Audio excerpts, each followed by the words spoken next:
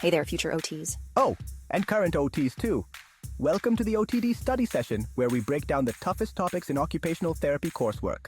We dive in, take apart, and try to make those challenging concepts just a little easier to digest. Now, let's dive in. Welcome back to the deep dive. You know, there's this quote from Yogi Berra that always makes me laugh, but then really makes me pause and think. Oh, yeah. Which one? He said, "In theory, there is no difference between theory and practice. In practice, there is." Huh. Yeah, that's a classic and pretty spot on for what we're digging into today, isn't it? Totally. It just perfectly sets the stage. We're exploring how theory isn't some abstract thing collecting dust on a shelf. Right. It's actually a powerful, practical guide for what you do every single day, especially in fields like, say, occupational therapy. Have you ever just stopped and wondered about the deeper why behind your daily routine, or maybe felt that gap between the textbook stuff and, well, the messy reality? Absolutely. And that's really our mission here today. We want to help you clarify, but also critically look at the assumptions and the, let's call them formal propositions, that actually guide your choices. Yeah, the real drivers. Exactly. And this isn't just for OTs. It's relevant for, well, any job where you're making complex decisions and you want things to, work out. You need predictable results. Precisely. Understanding this difference between theory and practice, or maybe propositions and assumptions, is just, it's crucial for solid professional reasoning. And hopefully by the end of this, you'll walk away with some actual tools to kind of scrutinize your own decision-making, maybe see it with fresh eyes. Yeah, maybe spark a few aha moments. Right, those moments where you go, oh, that's why that works. Or maybe why that other approach just, consistently falls flat. We're talking about comparing your own personal, maybe unspoken theories with the more formal ones, getting a grip on that dance between gut feeling and hard evidence. Tacit versus explicit knowledge, yeah. Exactly. And really examining those foundations, the assumptions and propositions that everything else is built on. Okay, so let's paint a picture. Imagine you're an OT, or really anyone stepping into a totally new, complex situation with a client or stakeholder. Yeah, okay. Those first few moments can feel like a whirlwind, right? Oh, definitely. Information overload. You're trying to figure out super quickly, why is this person even here? What really matters to them, not just what the chart says. Right. What are their goals? What's helping them? What's getting in the way? And then the big one, what's the best thing I can do right now out of all the possibilities? It's intense. Your brain is just churning through data points. It really is. And it's not like you have a neat checklist you just tick off point by point. No, not at all. It's this incredibly dynamic, ongoing process. You're analyzing, reflecting, constantly mixing your existing knowledge with what you're seeing right now and your understanding of that person's whole life. What's really fascinating there, especially in those first moments, is how much we rely on mental shortcuts, even before formal theories kick in. Cognitive psychologists call them heuristics. Right, those rules of thumb based on past experience. Exactly. You might quickly, maybe subconsciously, categorize someone based on one symptom or start down a path that seems typical for a certain diagnosis. And I guess those shortcuts, while they make things faster, they can also lead you astray, right? Introduce biases. That's the danger, absolutely. Like you start looking for things that confirm your first impression instead of really seeing the unique person in front of you. Is that a common pitfall? That's often exactly it. You hit the nail on the head. And that's precisely why getting clear on our core distinction today, propositions versus assumptions, is like our first line of defense against falling into those traps. Okay, the core distinction. Let's break it down. Propositions first. What are we really talking about here? Think of propositions as the blueprints for evidence-based practice. They're formal statements about cause and effect. Crucially, they have to be testable. Testable and falsifiable, meaning you have to be able to prove them wrong. Exactly. Yeah. If the evidence doesn't support it, the proposition fails. Yeah. You can often frame them as if-then statements. It makes it really clear. Okay, like if we do X, then Y will happen. You can actually set up a way to test that. Precisely. So an example from the source material is, if a person practices a skill in a natural context, then they achieve better mastery. You could test that, right? Compare skill transfer between practicing in a clinic versus, say, at home. Yeah, you can measure that. Or another one, if reaching toward a goal, then movement is organized differently. You can use something like kinematic analysis, looking at the quality of the movement, the angles, speed, efficiency. So you're actually measuring the how of the movement. Right. The key is these are falsifiable. You collect data. If the data doesn't line up with the then part, your proposition needs rethinking, maybe rejecting altogether. It's basically the scientific method applied to practice. Okay, so propositions are like our working hypotheses, grounded in potential evidence. But assumptions. Now, you said this is where it gets really interesting. It really is. Because assumptions are different. They're ideas we believe are true, often just taken for granted. Things we pick up along the way. Yeah, from our education, our culture, just life experience. And the critical difference is you can't definitively prove assumptions true or false. Oh. They often feel like common sense, maybe even universal truths. Yeah. So much so that we don't even notice we're making them. Can you give an example? Sure. How about the belief that every client inherently values self-sufficiency above all else? Okay, yeah, that sounds familiar. Right. But you can't prove that's true for everyone, everywhere. It's so tied up in individual values, cultural background. It's an assumption, not a testable proposition. Gotcha. Okay, so why is this distinction so vital for, the listener? Why should you care? Well, think about it. If you confuse an assumption, something you believe, with a proposition, something you can test, you might base your entire strategy on shaky ground. Like building a house on sand. Kind of, yeah. You might be pushing interventions based on a belief that just doesn't fit the person you're working with. Let's use that independence example. If I assume everyone wants total independence and treat that like a proven fact, Right. I might push for, assistive devices that isolate them when maybe their culture, their priority is actually interdependence, relying on family or community. Exactly. And then your intervention, no matter how well-meaning, could be completely misaligned. It might even cause harm, or at least miss the mark entirely. So it's not just about unexpected outcomes, it's about fundamentally misunderstanding what drives that person. Precisely. And think about communicating your reasoning. If you can't distinguish between a testable idea and a deeply held belief, how do you explain your approach effectively? To colleagues, to funders, even to the client themselves? Yeah, you'd struggle to show the evidence for something that's unprovable. It undermines your credibility. It erodes confidence in your professional judgment. That clarity is key. Okay, that makes a lot of sense. But, in the middle of a busy day, things are flying. How do you actually do that? How do you pause and make that distinction? That's the million-dollar question, isn't it? It's an ongoing practice. But just knowing the difference, having these concepts like proposition and assumption in your mental toolkit, it helps create that moment of pause. Just being aware is the first step. Exactly. And it leads us perfectly into our next point, actually, because where these theories and assumptions come from matters enormously. We need to think about the hidden biases they might carry. Right. So we know propositions and assumptions shape what we do, but where do they originate? And how much of what we think is universal is actually just local? That's a huge question. Yeah. Brings us to the cultural embeddedness of theories. So what does this mean for you listening?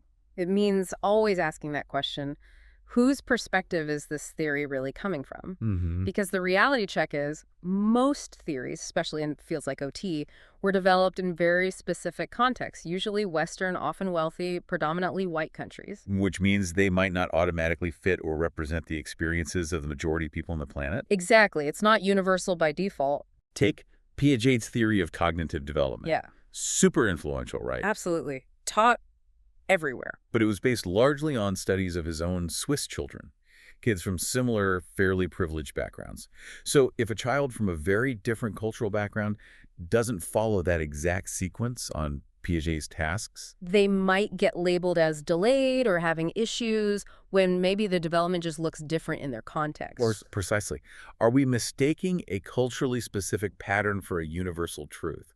That's the critical question. And this is where Karen Wally-Hamill's reflection, which you mentioned is in our source material, really hits home. Yeah, it's incredibly insightful. She talks about her own journey, right? Initially accepting these ideas about self-care, productivity, leisure as just the way things are, universal truths. Rooted in her own background, her own privilege, as she points out. But then she had this realization about how culturally limited those ideas actually are. How assumptions about, say, individual autonomy and choice, which fit really well with certain Western ideologies that focus on individual responsibility. Like neoliberalism, yeah. How those assumptions could actually end up blaming individuals for occupational injustices rather than looking at the bigger picture, the systemic issues like classism or racism. It's such a powerful point.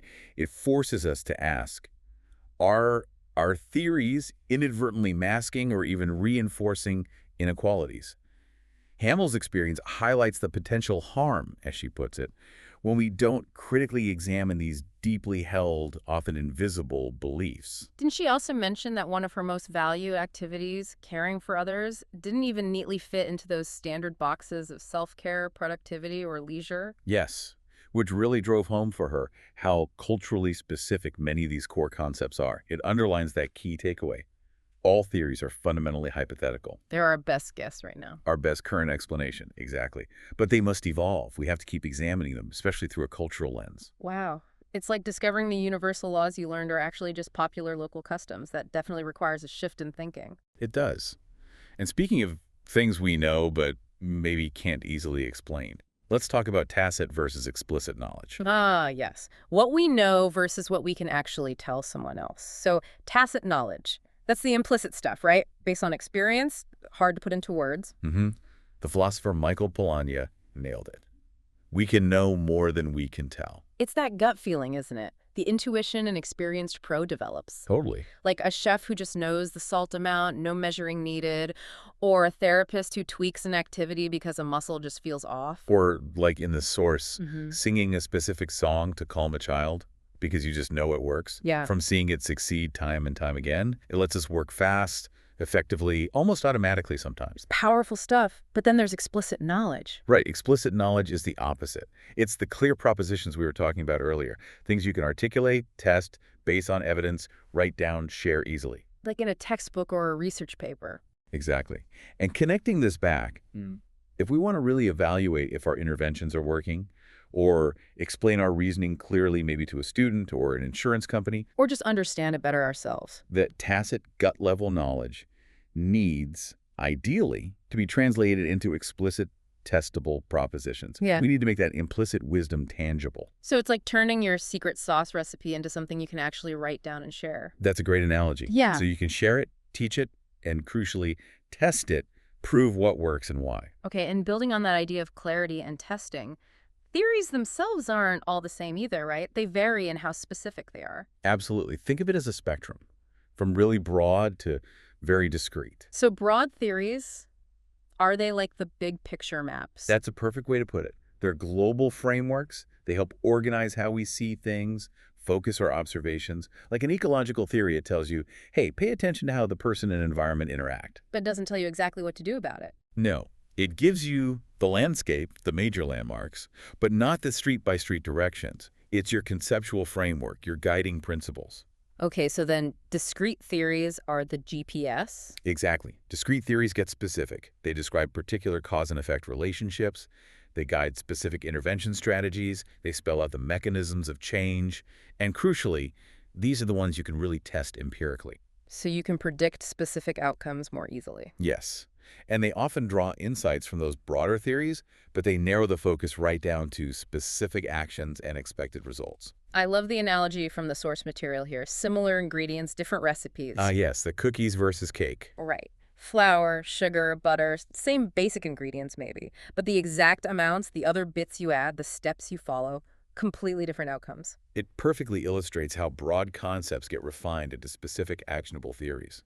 Cookies or cake depends on the recipe. It's a great way to remember it.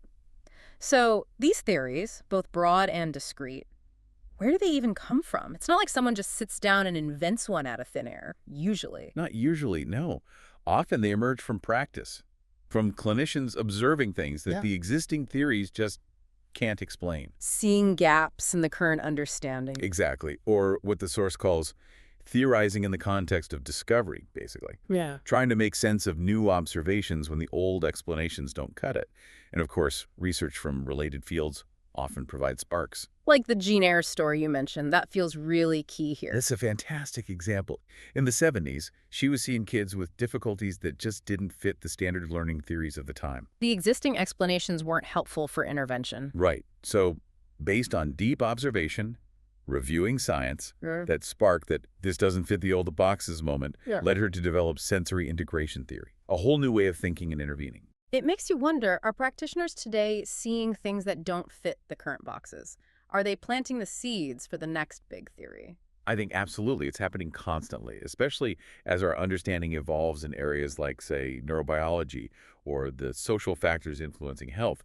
That questioning is vital. Ayers' story just shows how dynamic theory development is. It's not static. It's driven by curiosity and wanting better outcomes. Okay, let's make this even more concrete. Let's dive into a couple of specific, discrete approaches mentioned in the material that really show theory in action. First, COOP, cognitive orientation to daily occupational performance. Right, COOP. Initially developed for kids with motor coordination issues, but its ideas are much broader now. So what are its key features? Well, it's very client-centered, focused on real-life occupations. Crucially, it's metacognitive. Meaning it helps people think about their own thinking. Exactly. It empowers them to figure out their own solutions. Yeah. It's performance-based, you practice the actual task, and it's evidence-based. And interestingly, it pulls from lots of different theoretical perspectives. Like a greatest hits collection. Sort of. Motor learning, cognitive psychology, behavioral ideas, education, even dynamic systems theory all feed into it.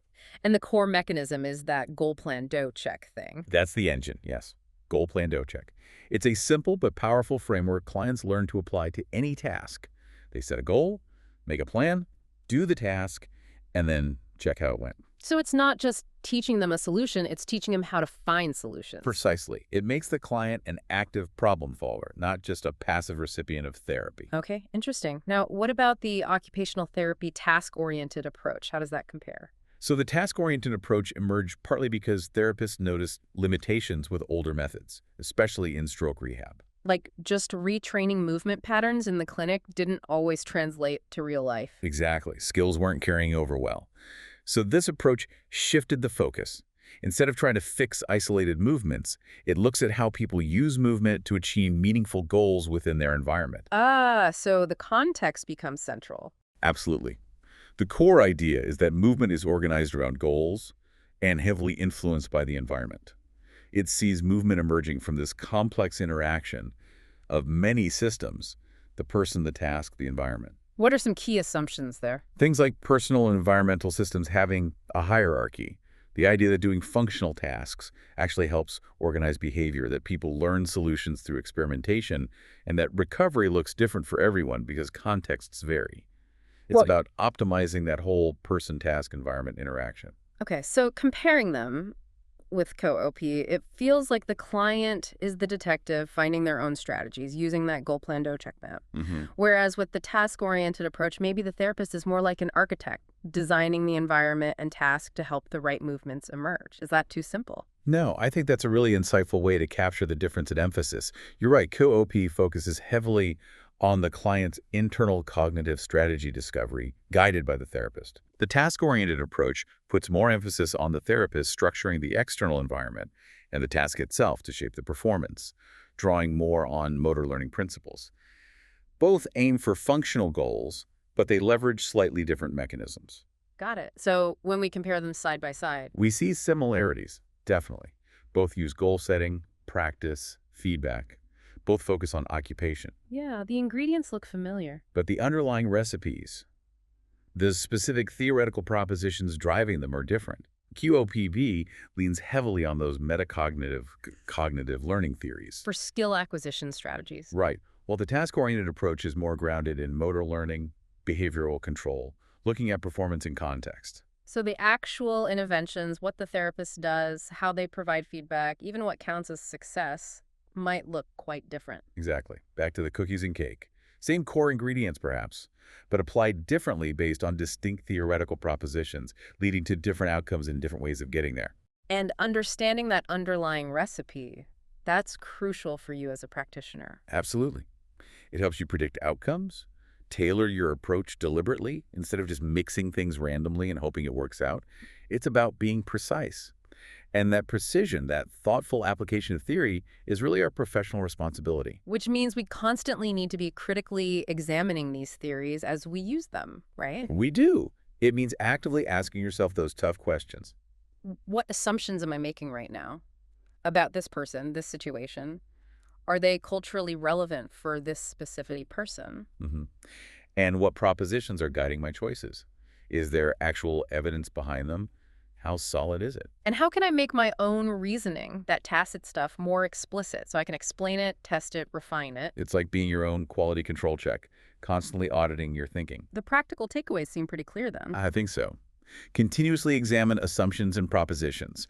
Stay up to date with the research relevant to the theories you use. Be willing to change course if things aren't working. That's not failure, right? It's learning. Exactly, it's iterative improvement. Articulate your reasoning clearly. Always, always consider cultural relevance. And try to translate that gut feeling into something more concrete and testable. Okay, so wrapping this all up, understanding this interplay between theory and practice, knowing the difference between propositions and assumptions, questioning cultural relevance, these aren't just academic exercises. Not at all. They are fundamental tools. Tools for being more precise in what we do, clearer in our thinking, and ultimately getting better, more equitable results for the people we work with. And always remember that core idea. Yeah. Like, all theories are hypothetical. Well, the best guess for now. It's our best current explanation, yes. But they have to evolve as we learn more, as new evidence comes in. It's our job, our professional responsibility to keep refining that understanding, to constantly ask, is what I'm doing based on sound theory and evidence? So as you go about your day, maybe take a second to think about the theories guiding your own actions, big or small. Are they clear, testable propositions? Or are they maybe some unspoken assumptions you haven't really looked at before? And how might critically examining them, asking those questions, actually lead to even better outcomes? What new piece of evidence, what new insight might challenge your current best explanation and maybe spark the next great idea in your own work? That's all for this episode of the OTD study session. Thanks for tuning in. If you found this helpful and want to stay up to date with future lessons, be sure to like and subscribe so you don't miss our next deep dive into the world of occupational therapy.